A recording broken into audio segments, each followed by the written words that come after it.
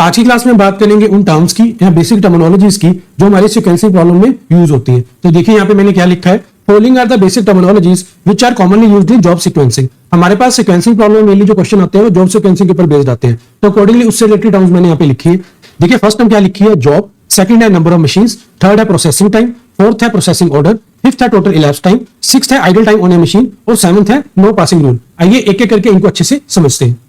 जो फर्स्ट हमारे पास आ रही है job, a task that need to be processed, यानी कि कोई भी ऐसा टास्क जो हमें प्रोसेस करना है या परफॉर्म करना है उसको हम क्या कहते हैं, जॉब। सेकंड हमारे पास आ रहा है number of machines, it refers to the number of service facilities through which a job must pass before it is assumed to be completed. ठीक है ना, मैंने आपको बताया था कि जॉब्स की जो हम प्रोसेसिंग करते हैं या जो जॉब्स हम परफॉर्म करते हैं या टास्क हम परफॉर्म करते हैं वो किसके थ्रू करते हैं, मशीन्स के थ्रू करते हैं। ठीक है ना, तो सीक्वेंसिंग प्रॉब्लम में हमारे पास अलग अलग टाइप के क्वेश्चन बनते हैं। जैसे सिंगल मशीन के ऊपर बेस्ड क्वेश्चन बनता है, उस केस में क्या होगा कि जो जॉब्स परफॉर्म कर रहे होंगे या टास्क परफॉर्म कर रहे होंगे वो सिर्फ सिंगल मशीन के थ्रू कर रहे होंगे। ठीक है, तो ये भी हो सकता है कि हमारे पास टू मशीन्स गिवन हो, जैसे मशीन ए और मशीन बी, तो कोई भी टास्क है वो पहले मशीन ए के ऊपर प्रोसेस होगा फिर उसकी प्रोसेसिंग मशीन बी के ऊपर होगी। ठीक है, और ये भी हो सकता है कि हमारे पास क्वेश्चन में थ्री मशीन्स की इंफॉर्मेशन अवेलेबल हो कि मशीन ए भी है, बी भी है और मशीन सी भी है, तो अकॉर्डिंगली कोई भी जॉब है तो पहले वो मशीन ए के ऊपर प्रोसेस होगी, फिर वो मशीन बी के ऊपर प्रोसेस होगी, फिर वो मशीन सी के ऊपर प्रोसेस होगी। और ये भी हो सकता है कि क्वेश्चन में हमारे पास मोर देन थ्री मशीन्स की इंफॉर्मेशन अवेलेबल हो, तो अकॉर्डिंगली हमारे पास यहाँ पे नंबर ऑफ मशीन्स की बात की गई है। ठीक है, तो यहाँ पे नंबर ऑफ मशीन्स का मतलब ये निकल के आ रहा है। नेक्स्ट हमारे पास आ रहा है प्रोसेसिंग टाइम। प्रोसेसिंग टाइम का मतलब time taken by machine to complete a job.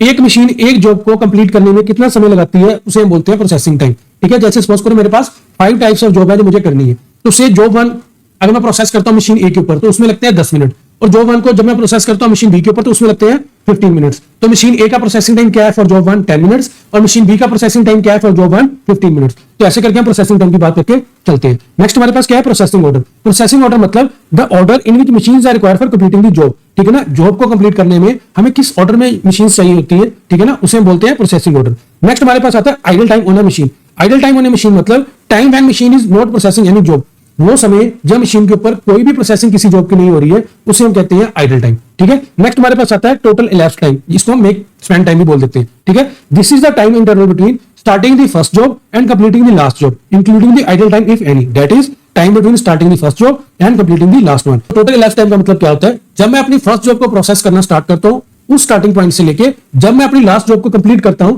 उस लास्ट जॉब के कंप्लीशन पॉइंट तक।